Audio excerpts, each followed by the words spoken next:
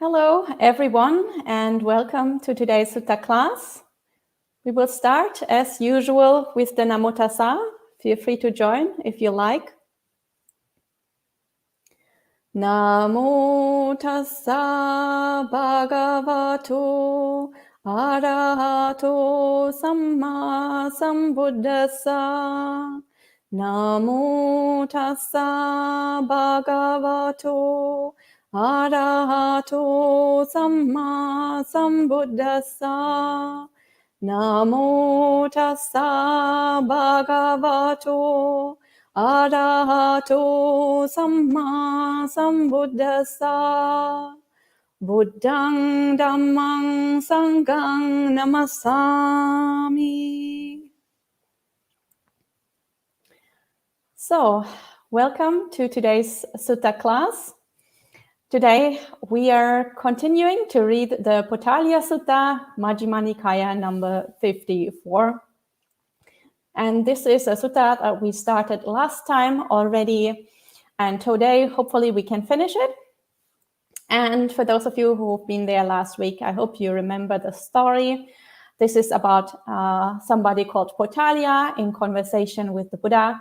And Potaliya was somebody who was a householder, but he believed that he had already made a very, very strong commitment to renunciation. And he believed that he was already a renunciant, a spiritual practitioner.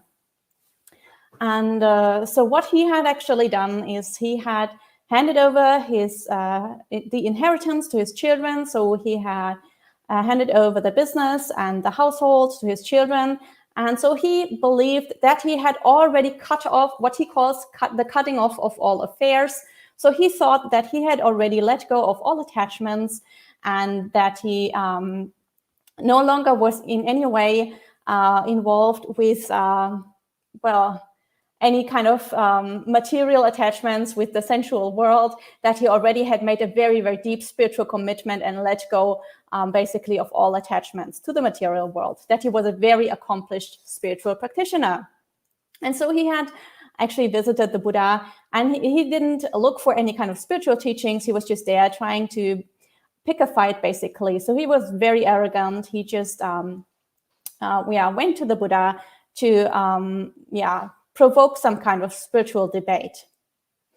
And of course, the Buddha saw through this, and the Buddha managed to find a way to talk to him, find an opening in his mind so that the Buddha could start teaching him a little bit of Dhamma. And so he took up that point that Potaliya had made about cutting off all attachments, or how Potaliya said, the cutting off of affairs. And the Buddha said, well, yeah, you have already let go a little bit. You have already transferred some of your material assets to your children. So this is some kind of cutting off of affairs, but actually there is a lot more to be done. And so the Buddha managed to get Potaliya to listen to him and to transform this very antagonistic approach. And so the Buddha taught him 8 principles that Potaliya could practice in order to cut off his affairs fully, so to fully overcome samsara. And so Potaliya got a little bit interested in the Buddha's teaching, and he asked for more instructions. And then the Buddha taught those 8 principles in a lot of detail. And then they came to the point where the Buddha said, well, now I've explained it in detail, but even if you practice this way, there is you still haven't fully achieved it entirely and in all ways. So there is still more that I could teach you. And at that point, last time we stopped. And of course, at that point, now Potaliya is asking for the final teachings for going all the way to arahantship. And that is where we're going to keep on reading today. And what follows now is a very, very famous list of very beautiful and very vivid similes for the dangers in sensual pleasures. This is very, very famous. It's very often referenced in other suttas. It's also referenced in the Vinaya and in many other texts because we see many other monastics referring to this list, especially if there is somebody who is misbehaving. then the other monastics will come and will tell them, don't you remember these similes? Don't you remember all these very vivid teachings? How the Buddha told us that there's so much danger in the way that you're behaving. So this is something we see a lot in other suttas and also in the Vinaya. And even in the texts such as the Theragatha and the Therigatha, which are poems of collections of poems, actually, of the ancient monks and the ancient nuns in the Buddha's time, where they describe their progress towards arahantship and their lifestyle and the way that they practiced. It's very often that they reference these similes because they seem to have made a very, very big impact on the early Sangha because they're so easy to understand and to memorize. So this is what we're going to have a look at today. And I have put a link in the live chat to Bhikkhu Bodhi's translation. It should take you right to the place where we stopped last time. For those of you who are reading with the book, this is paragraph 14 in Bhikkhu Bodhi's translation. And we will just, get right into the sutta now. And there, the Buddha just finished his detailed description, and he said, "These 8 things that lead to the cutting off of affairs in the Noble One's discipline have now been expounded in detail. But the cutting off of affairs in the Noble One's discipline has not yet been achieved entirely and in all its ways." So the Buddha is telling Potaliya that actually there's still more that he could teach him. And so, of course, at this point now, Potaliya is interested. And Potaliya says, "Venerable Sir, how is the cutting off of affairs in the Noble One's discipline achieved entirely and in all ways?"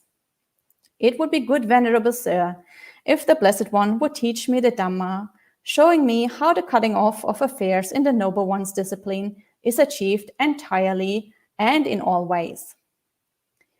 "Then listen, householder, and attend closely to what I shall say." "Yes, Venerable Sir," Potaliya the householder replied. The Blessed One said this: "Householder, suppose a dog, overcome by hunger and weakness, was waiting by a butcher's shop. Then a skilled butcher or his apprentice would toss the dog a well-hacked, clean-hacked skeleton of meatless bones smeared with blood. What do you think, householder? Would that dog get rid of his hunger and weakness by gnawing such a well-hacked, clean-hacked skeleton of meatless bones smeared with blood?" "No, Venerable Sir." "Why is that?" "Because that was a skeleton of well-hacked, clean-hacked, meatless bones smeared with blood. Eventually, that dog would reap only weariness and disappointment." So too, householder, a noble disciple considers thus: sensual pleasures have been compared to a skeleton by the Blessed One. They provide much suffering and much despair, while the danger in them is great. Having seen this thus as it actually is, with proper wisdom, he avoids the equanimity that is diversified based on diversity and develops the equanimity that is unified based on unity, where clinging to the material things of the world utterly ceases without remainder. So this is the simile of the skeleton, the famous simile of the skeleton, and it talks about a dog. And the dog is very hungry and he is waiting by a butcher's shop. So obviously the dog knows where to go to get some sustenance, some nourishment, some food. Obviously he would like to have some meat there. But all he gets from that butcher is a bone that is already cleared of all the meat. It just is smeared a little bit with blood, and that is tossed to that dog. And so because it is smeared with blood, it smells delicious, and as the dog licks it, it also tastes delicious. So the dog gets some kind of pleasurable feeling out of this. But because there is no actual meat on that bone, the dog doesn't get any kind of lasting satisfaction, and his problem, the hunger and weakness, isn't solved in any way by gnawing on that bone, that meatless bone that is just smeared with blood. And so this is the first simile for sensual pleasures. So they seem very pleasurable, they seem very delicious, they seem very appealing and enticing, but actually what we get is not any kind of lasting pleasure out of them. Sensual pleasures are very fleeting, they're very impermanent, and they do not actually solve our fundamental underlying problem that we have, that is the problem of suffering. So it seems to us that the sensual pleasure, because we get pleasure, that should solve the problem of our suffering, but actually it's just entirely empty, just like that bone with a bit of blood on it, without any, which doesn't have meat and thus doesn't nourish the dog. In the same way, sensual pleasures cannot actually address the problem that we have, the problem of suffering. It's just sort of covers up the suffering for a very brief moment, in the same way that the blood seems like it might actually provide some sustenance to the dog, but fundamentally they cannot in any way address the unsatisfactoriness and the suffering that we experience in our life. And so the Buddha says, a follower of the Buddha, a noble disciple, thinks about this, and they realize that there's so much suffering and so much despair that comes with the indulgence of sensual pleasures. It seems like they're pleasurable, but actually they just lead to more suffering. So we have them for a brief moment and then they're gone. So the suffering comes back. They haven't actually solved our problem. And then also the reflection is that the danger in them is great. So because we indulge in them, we actually strengthen all the defilements that we have in our mind. We actually strengthen all the greed. We strengthen all the delusion because we crave for those pleasures. And as we indulge in them, that gets worse and worse, those defilements. So afterwards, we're worse off than we were before. So there is a lot of danger in indulging in those pleasures. That is the reflection that somebody would do, who is a follower of the Buddha. And then the Buddha sees, when they really deeply see this with wisdom, according to reality, then, as the Buddha says, they avoid the equanimity that is diversified based on diversity and develop the equanimity that is unified based on unity, where clinging to the material things of the world utterly ceases without remainder. And so this refers to pretty high stages on the development of the path already. So this refers to quite high samadhi stages. So the equanimity that is diversified based on diversity, this refers to the practice of the fourth jhana. So in the fourth jhana, we know that we have that equanimity is the predominant experience that we have in our mind. So from the first to the third jhana, we have piti and sukha, so rapture and pleasure, or only pleasure in the third jhana where rapture has already ceased. But in the fourth jhana, all these pleasurable experiences have completely vanished, and we experience mental equanimity and bodily neutral feeling. So complete equanimity, both on the bodily and on the mental level. But still, that equanimity is diversified because the fourth jhana still belongs to the fine material plane. So this is still a plane that belongs, that has a material experience, even though it's a fine material experience. So unlike our ordinary experience where we experience matter as like the gross physical matter, that has already ceased in jhanas, obviously, but fine material matter is still there. So beings that live in jhana realms, they have bodies that are made of light. Light obviously has very subtle matter that is associated with it. In modern physics, we call them photons. So all these things are still there. So they are much subtler than our gross bodies, but there is still material experience. And for that reason, perceptions are still diversified in that state. But when you move on from the fourth jhana to the immaterial realms, then because these are immaterial realms, as the name says, we overcome all attachment to the material world. And at that point, the equanimity that persists from the fourth jhana to all the higher stages, so to the immaterial realms, that equanimity then is unified. And so so in the immaterial realms, as I think most people will know, there are 4 stages in the immaterial realms, from the base of infinite space, through the base of infinite consciousness to the base of nothingness and the base of neither perception or non-perception. These are the immaterial realms. All these are just based on equanimity and on the one single unified perception of that particular base. So either of infinite space or infinite consciousness or nothingness, or neither perception or non-perception and nothing else. There, the mind is really entirely stable and unified, and there's nothing else except for that one perception. And I'm sure most of you are familiar with this transition, like the description in the suttas, obviously, maybe not the actual experience, but the description in the suttas, the transition from the fourth jhana into the immaterial realms. And that is a standard passage that recurs over and over in the suttas. And the standard, I would just read this from another sutta, so we can talk about it. And the standard passage is, in order to enter into an immaterial attainment, the standard passage is, with the complete surmounting of perceptions of form, with the disappearance of perceptions of sensory into perceptions of diversity, aware that space is infinite, the practitioner enters upon and abides in the base of infinite space. So it is already built in the standard description of that passage from the fourth jhana into the first immaterial realm, the base of infinite space. It is already described that at this point, we completely surmount all perceptions of form, including fine material form. That means at this point, we really let go of all attachments to material form, to matter. And then the description says the disappearance of perceptions of sensory impact. Of course, there's no more sensory impact if we have no more senses, because we have no more body. And then the non-attention to perceptions of diversity.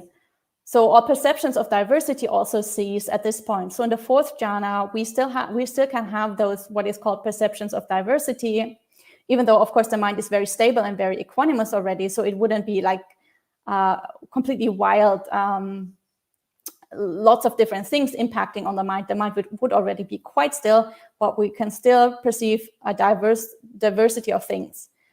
When we enter the immaterial realm, that completely ceases. And that is built in the standard description of how to enter these immaterial realms.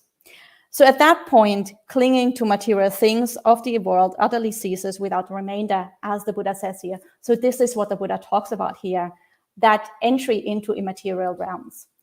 And of course, that seems like a really, really high teaching to give to somebody like Potaliya, who is a householder and who doesn't have any kind of samadhi experience so far. And he is not a spiritual practitioner really, or renunciant, somebody who has made a lot of samadhi practices beforehand. So that is a really, really tough teaching to give to Potaliya. And I think the reason why the Buddha gives this teaching to him is because the one thing that Potaliya seems really invested in and really interested in is what he himself has called the cutting off of affairs. And of course, the cutting off of affairs, or in other words, the non-attachment to any kind of material things that necessarily involves entering into an immaterial realm. In order to overcome all attachment to matter, you have to overcome all matter and enter into the immaterial realm. And for that reason, the Buddha is teaching this to Potaliya at this point, at least to show him all the things that he is missing out on, because he is not aware of how deep the commitment to letting go has to be, and that the commitment he has made as a householder by far, is falling far short of what he could actually achieve. So to give him a vision of what is out there that he is missing out on. So that was the first simile, the simile of the skeleton. And then the Buddha moves on to the second simile, the simile of the piece of meat. And the Buddha says, householder, suppose a vulture, a heron, or a hawk seized a piece of meat and flew away. And then vultures, herons, and hawks pursued it and pecked and clawed it. What do you think, householder? If that vulture, heron, or hawk does not quickly let go of that piece of meat, wouldn't it incur death or deadly suffering because of that? Yes, Venerable Sir. So too, householder, a noble disciple, considers thus: sensual pleasures have been compared to a piece of meat by the Blessed One.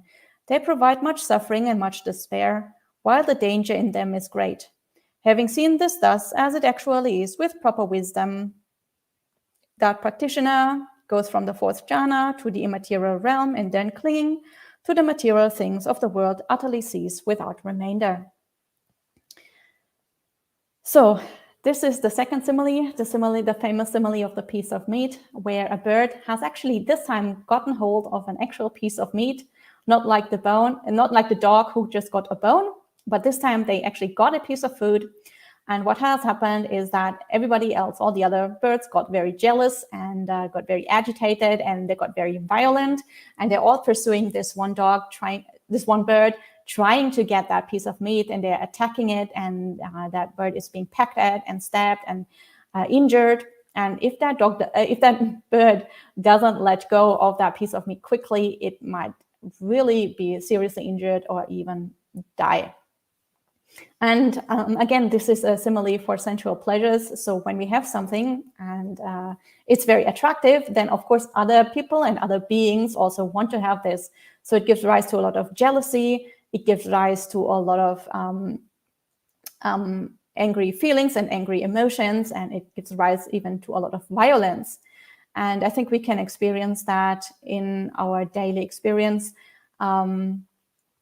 Just, neighbors fighting with each other, or neighbors trying to, one-up each other, and always having like a competition going. We can see that even with little children that are fighting over a toy. One child has a toy that seems very attractive to the other child, and then the other child tries to violently take that away, and it leads to a lot of screaming and a lot of tears and a lot of drama. And we can even see that on the world scale, where countries start wars with each other because they're fighting over some kind of resource or some kind of piece of land or something that seems attractive to one country and that they want to have. So this is really something that we can experience very easily. I think how those kind of sensual pleasures, sensually attractive things, can lead to a lot of danger and to a lot of suffering and a lot of despair.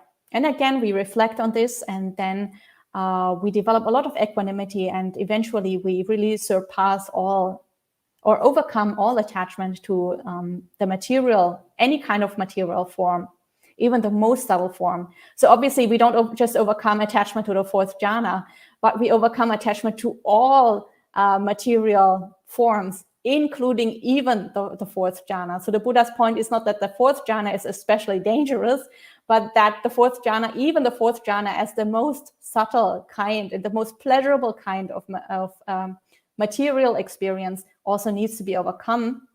And we need to enter, we need to let go of all attachment, even to this most pleasant and most subtle state, such as the fourth jhana.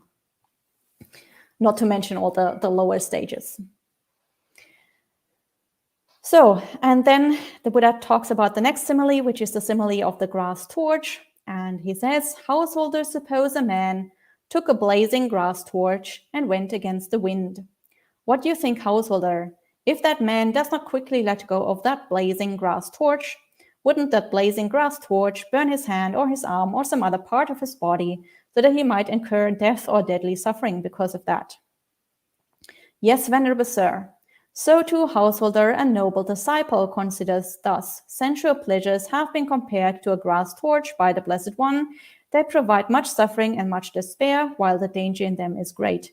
Having seen this thus as it actually is with proper wisdom, the practitioner overcomes the fourth jhana, enters immaterial stages, and clinging to the material things of the world utterly cease without remainder. So this is the simile of the grass torch.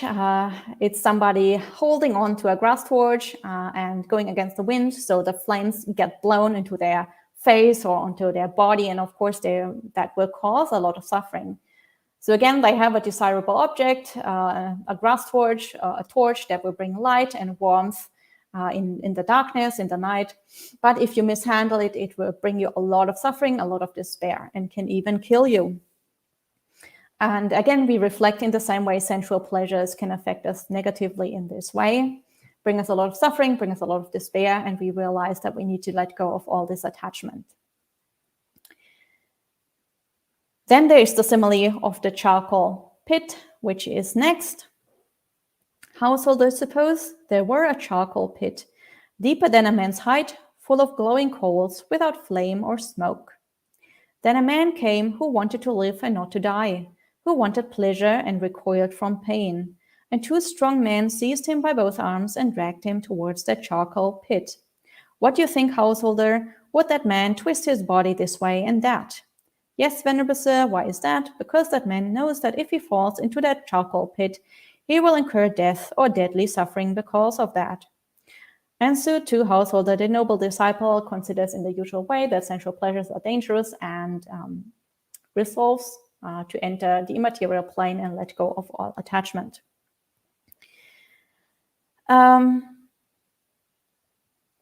So this is the simile of the charcoal pit. Obviously, it shows us that sensual pleasures are dangerous, that they can burn us, quite similar actually to that blazing grass torch. The charcoal pit, if we fall into the pit, obviously, then we'll suffer a lot. And it also brings out the trap of sensual pleasures. Like if you fall into that pit, it's like a trap. You've fallen in. It's really, really difficult to come out again. So it's like falling down into a hole in the same way, like we can fall down in this hole of sensual pleasures, and it's really, really difficult for us to free ourselves because the greed and the attachment and the delusion will be so strong. And of course, the more we indulge in it, the stronger it gets and the more difficult it gets to get out. And then the next simile is the simile of the dream. And that is the Buddha saying, householders, suppose a man dreamt about lovely parks, lovely groves, lovely meadows, and lovely lakes, and on waking he saw nothing of it. So too, householder, a noble disciple, considers thus sensual pleasures have been compared to a dream by the Blessed One. They provide much suffering and much despair, while the danger in them is great. And they reflect and so on and resolve to let go in the usual way. So here we have the simile of a dream. And of course, sensual pleasures are like a dream. We always imagine they would be so wonderful and so pleasurable and so delightful, and they will solve all our problems.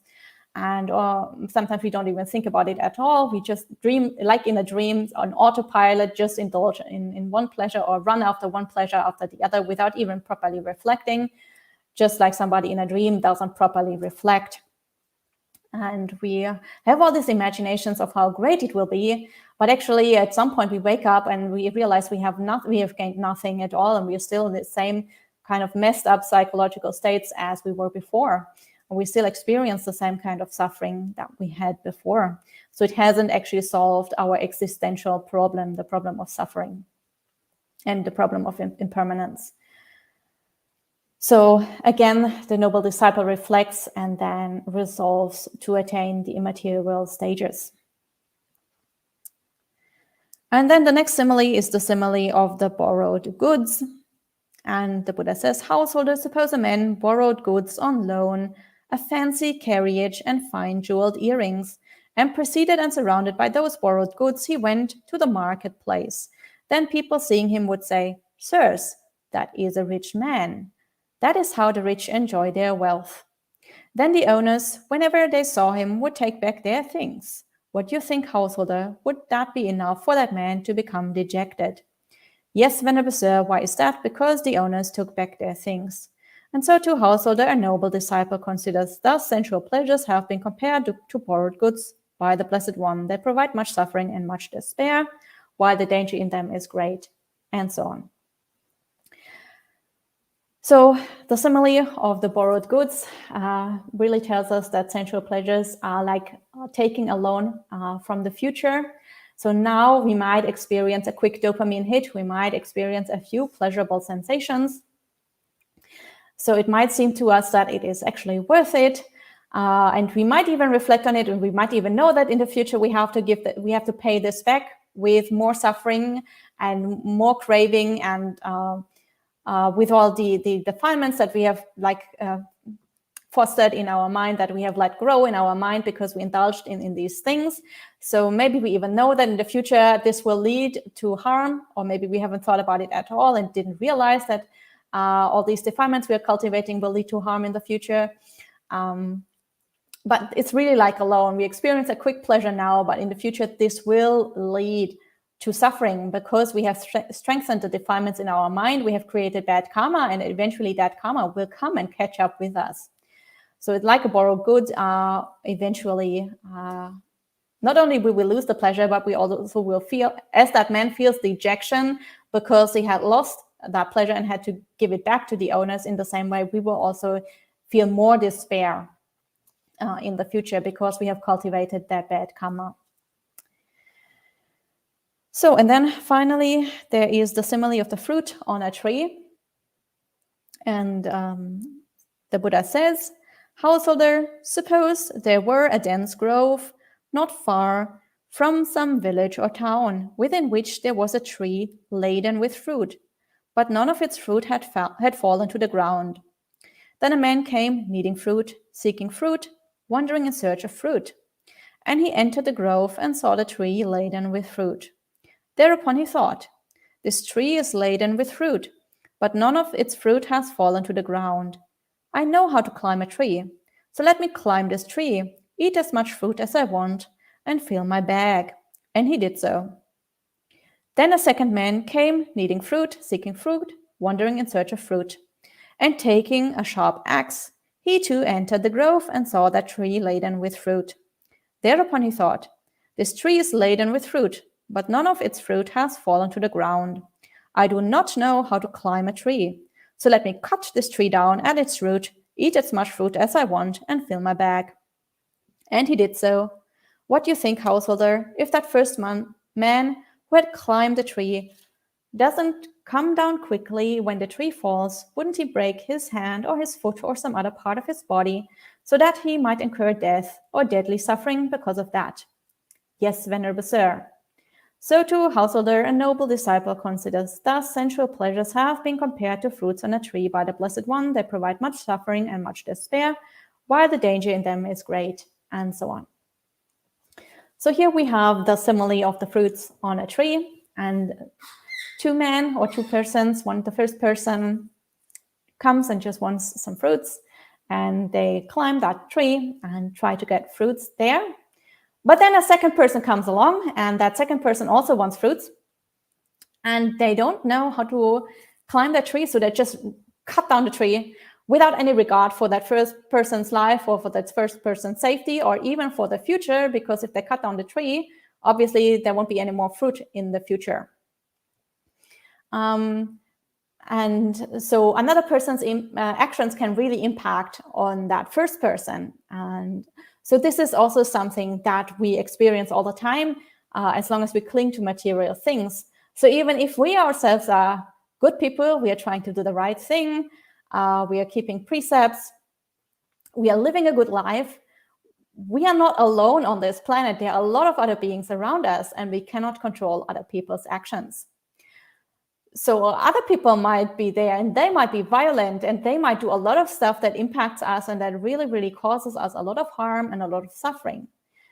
So as long as we cling to material things, even if we live a good life, because other people can impact us, we are liable to suffering, because other people can do a lot of stuff to us. And sooner or later, negative things will happen to us, because there are just so many beings around us, and many people are quite selfish, and they don't take other people too much into account, or they don't think too much about the future.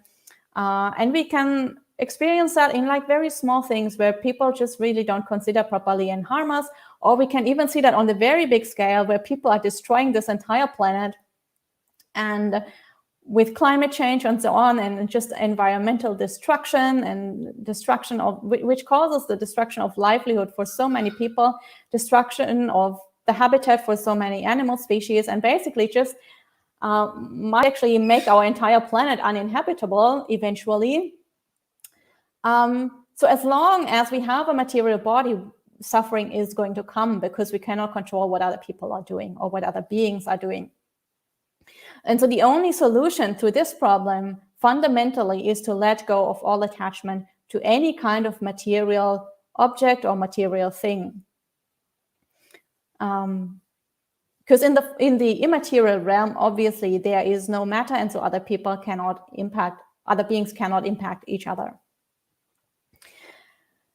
So this is the last simile. And as we have seen, all the similes try to say somewhat the same thing, to let go of sensual attachments or attachments to any kind of matter, including fine material matter. But they all come at it from a slightly different angle, and they bring in different perspectives.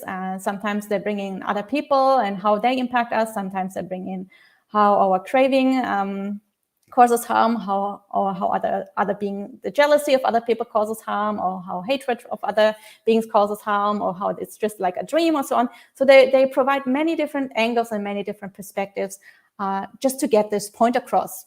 And I think the Buddha is doing this, one, because it's very memorable to have so many similes, and because it's much easier to understand if it's repeated from different angles. And also because, as I mentioned, Potaliya is quite new to this. And this is a very high teaching about the immaterial realms. So the Buddha has to make it very clear and very plain to Potaliya so that he is able to grasp this teaching. And so far, what the Buddha has done is to guide Potaliya to understand how you overcome attachment to the material world, so to the sensual plane and to the fine material plane. And he has guided Potaliya how to get to the immaterial plane. So the base of infinite space, the base of infinite consciousness, the base of nothingness, and the base of neither perception nor non-perception.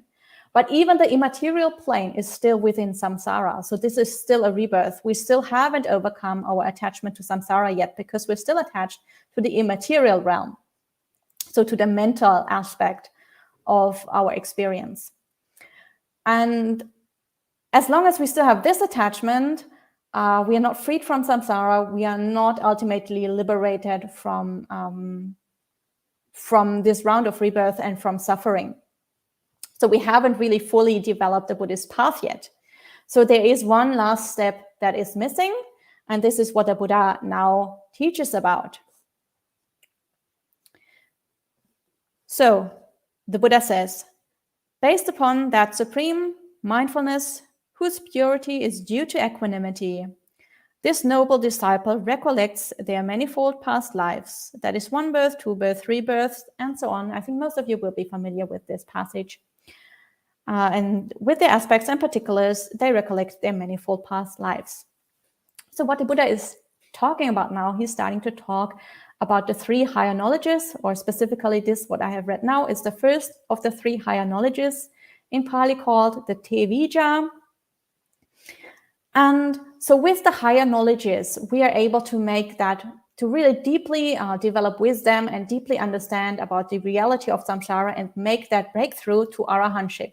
So to let go of this last bit of attachment that we still have. And in this first higher knowledge, we recollect our past lives. And if you remember the stock passage, we don't only recollect a few rebirths, we recollect hundreds of thousands, millions of rebirths. Eons of universes expanding and contracting, new universes coming into being and then disappearing and vanishing again, and all the rebirths as the various different beings that we have had during this extremely long span of time. So we really, really deeply understand about how rebirth works. And we have no more doubt about rebirth whatsoever. And we don't just like vaguely recollect some sort of random aspect of that rebirth, but we recollect all the aspects and particulars. And the stock passage usually says we recollect the name, the family, the food we have eaten, the pleasure and pain that we have experienced, the appearance that we had, so the body, how we look like. And we also remember how long we have lived, our lifespan, and we remember how we passed away, the death process, and then how we got reborn somewhere else. And in the next life, again, we recollect all the details. And so for a long, long string, all the lives for like immeasurable lengths of time, almost immeasurable lengths of time.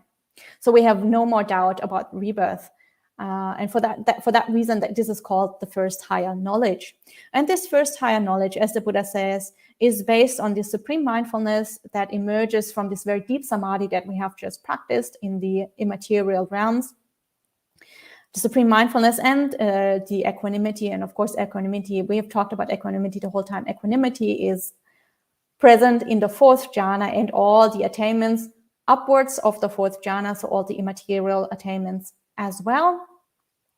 And based on this, because our mind is so pure and clear and still and equanimous, we can actually make these deep insights and see this first higher knowledge. And then the Buddha moves on to the second higher knowledge, and he says, based upon that same supreme mindfulness, whose purity is due to equanimity, with the divine eye, which is purified and surpasses the human, this noble disciple sees beings passing away and reappearing, inferior and superior, fair and ugly, fortunate and unfortunate, and they understand how beings pass on according to their actions. So this is the second higher knowledge. I think you're probably familiar with the stock passage, which was abbreviated here.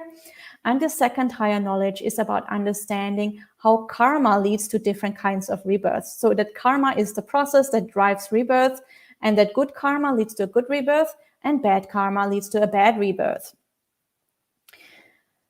And again, this is not something that this person has to take on faith or on trust in the Buddha, or that they somehow intellectually contemplate and then believe in, but they actually directly see how this process works. They can directly understand it, they look at it, and they have no more doubt about this because they make the direct experience at this point. For that reason, it becomes a higher knowledge. And then the third higher knowledge, of course, is the knowledge of the destruction of the taints, so the breakthrough to arahantship, to full liberation. And here the Buddha says, based upon that same supreme mindfulness, whose purity is due to equanimity, by realizing for themselves with direct knowledge, this noble disciple here now enters upon and abides in the deliverance of mind and deliverance by wisdom that are taintless with the destruction of the taints. So, of course, the destruction of the taints, the complete surmounting of all defilements of the mind, means the complete liberation from the round of rebirths, the liberation from samsara, which means arahantship. So at this point, obviously, you have completed the Buddhist path. You have let go of really all attachments whatsoever. And so the Buddha says, at this point, householder, the cutting off of affairs in the noble one's discipline has been achieved entirely and in all ways. What do you think, householder? Do you see in yourself any cutting off of affairs like this cutting off of affairs in the noble one's discipline, when it is achieved entirely and in all ways? So now that the Buddha has given Potaliya this very in-depth teaching, very profound teaching, he is coming back to Potaliya's original point where he had claimed that he had already cut off all his affairs. And he asked Potaliya, well, have you actually cut off all your affairs? So then, of course, Potaliya now has to admit that actually he has not cut off all his affairs. He obviously is not an arahant yet. He's very far from that stage. So Potaliya says, Venerable Sir, who am I that I should possess any cutting off of affairs entirely and in all ways, like that in the noble one's discipline? I am far indeed, Venerable Sir, from that cutting off of affairs in the noble one's discipline, when it has been achieved entirely and in all ways.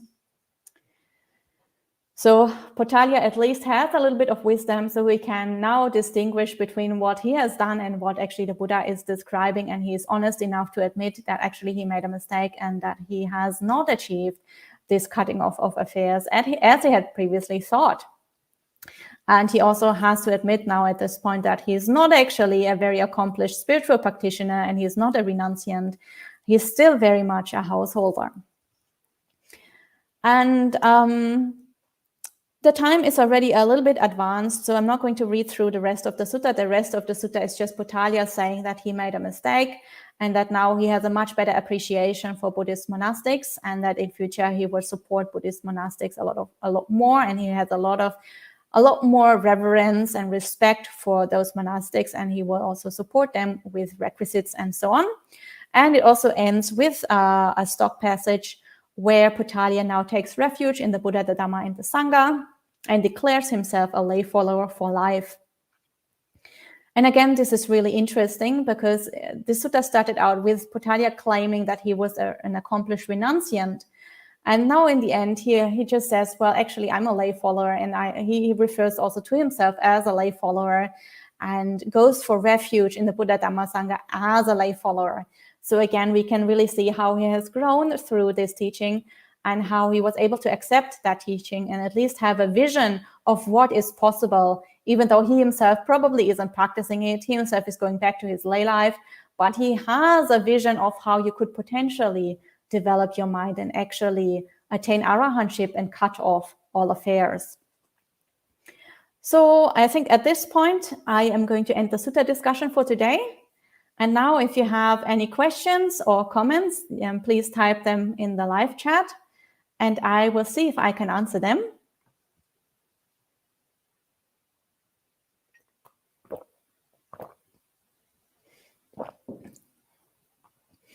And I see that a few venerables have joined us today.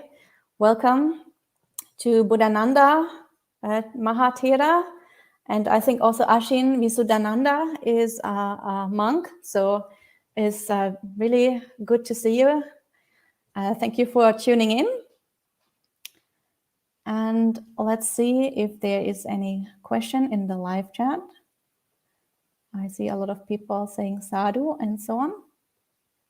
Hello, Gita. It's nice to see you again. Seems like you're not working today, so it's good to see that you're joining in. Gita says she actually has to start working later. Okay. So somebody's tuning in from Bangladesh. That's really nice. And somebody is in China. Welcome to everyone. Good to see you all. People tuning in from everywhere in the world. And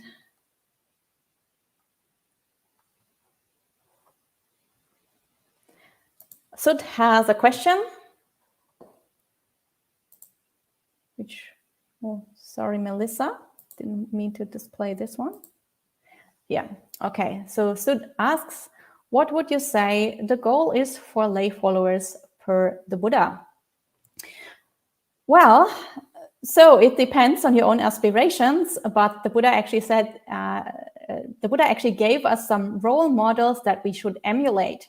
And so because there is a fourfold Sangha, so Buddhist monks, Buddhist nuns, and then male lay followers and female lay followers, the Buddha gave us 8 role models, 2 monks, 2 nuns, 2 male lay followers, and 2 female lay followers. And those are the ones that we should aspire to.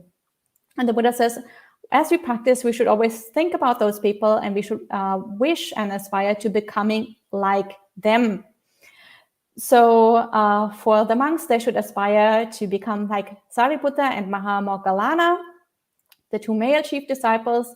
The nuns should aspire to become like Kema and Upalavanna bhikkhunis, the female chief disciples.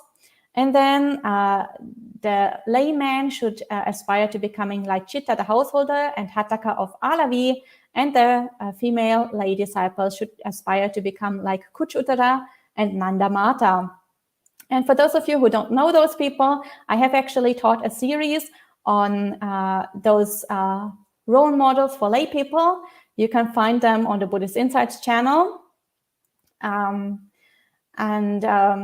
It seems that all of them were very, very highly accomplished practitioners. Most of the lay people were actually non-returners, and they had very, very deep samadhi practices. Some of them even had psychic powers, and they had memorized a lot of teachings. They were very, very accomplished practitioners, while still not having gone forth, while still living a lay life. And so this is what the Buddha recommended that you aspire to: non-return and high samadhi practices and lots of learning in the suttas, very accomplished knowledge in suttas and the Buddha's teaching. So if you're looking for inspiration, then this is probably where you should start. Read their suttas, get to know them. And if you don't know them, then check out this series, because I put a lot of links there, and we explored each of those 4 disciples in one separate session. So we have quite a bit of material in there. Someone is tuning in from Chile. Hi, very good to see you. And somebody is from Sydney. Wonderful.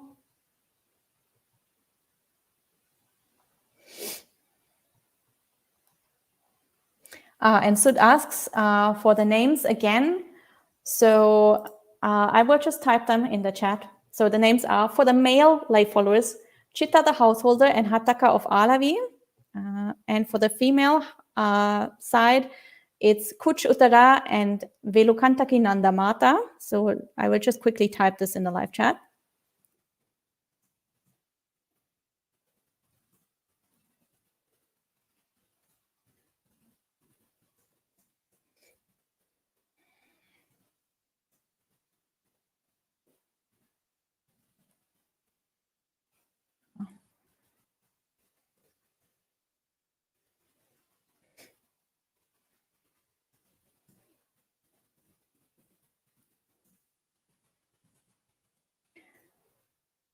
So Chitta the householder, Hataka of Alavi, Kuch Uttara, and Velukantaki Nandamata. And of course, this is missing the diacritical marks, but I think you should still be able to search for them and find them. So you can just search on Sutta Central, for example, or you just search on the Buddhist Insights YouTube channel, and you should be able to find this series of talks that I gave there. So it seems that Anagarika Sunya has posted half of a question. No, now I can see the other half. Okay, let's see. So Anagarika Sunya says, at this point of my life, I find one of my strongest attachments is to the welfare of my adult children. I recently accompanied my older daughter through cancer surgery observations for development of equanimity. Well, yeah, the Buddha said that, of course, being attached to family members is one of our strongest attachments. It's very difficult to overcome, especially mothers being attached to their children, of course, is difficult. So I think you're probably familiar with the sutta, where the Buddha says that suffering and pain is born from those who are dear.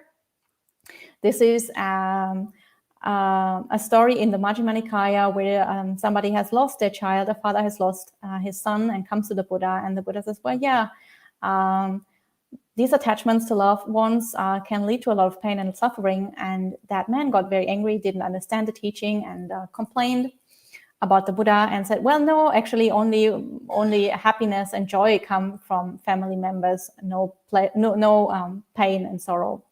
And so the whole town of Savatthi was debating about this issue, and eventually it reached the court. And King Pasenadi and Queen Malika were discussing about this. And Malika at this point was a very strong follower of the Buddha, and King Pasenadi was not yet. So Malika sent somebody to the Buddha to get a more detailed explanation, and then she told the explanation to King Pasenadi. And so eventually King Pasenadi was also convinced, because Queen Malika then asked him to reflect what would happen if something happened to your daughter, Princess Vajiri. If she got sick, wouldn't you suffer? And he was like, yeah, I'd suffer. What would happen if something would happen to your son, Vidudaba? And again, the king said, well, I would really suffer if something happened to my son, Vidudaba. What would happen if something were to happen to me or to your other wife? Or even if you lost your kingdom, wouldn't you suffer? And so with all these reflections, the king was able to understand that, attachments to loved ones really leads to a lot of suffering. And so the only thing we can do really here is to reflect, to acknowledge that the attachments are there, and to reflect wisely, to reflect properly on how this is actually not beneficial for us. So we can still have love for our children, especially we can practice metta, we can practice mudita, we can practice compassion if the child is going through a difficult time, having cancer surgery or something.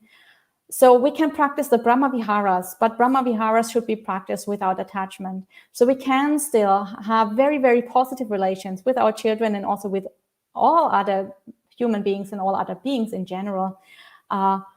But the attachment part of that really leads to suffering. So like with proper reflection, we can actually differentiate between what is the attachment that leads to suffering and what is the pure kind of love that will not make me suffer, because there's all the Brahma Viharas are present, including equanimity.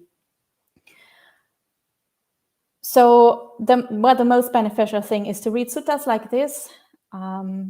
There are many other suttas, many suttas like this, suttas where the sutta with King Munda, for example, where his queen had died and he was suffering so much and he was so distraught. And then I think Mahakachana, if I'm not mistaken, gives him a teaching about impermanence.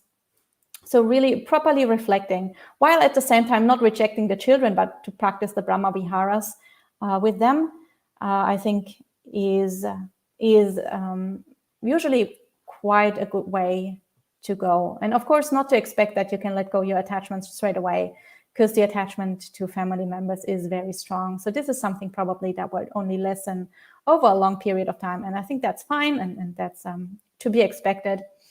And yeah, just something we need to practice with. So that was the last question for today. I hope you enjoyed this sutta with all these very colorful and vivid similes. Try to remember them, or at least a few of them. Try to reflect a little bit on these similes. Of course, probably you won't be able to enter the immaterial stages right away, but slowly and surely we can build up our practice by reflecting properly on those attachments that we have. So for now, we will end with 3 sadhus. Feel free to join if you like. Sadhu, sadhu, sadhu. Have a good day and have a good rest of the week. And I will see you all next Tuesday.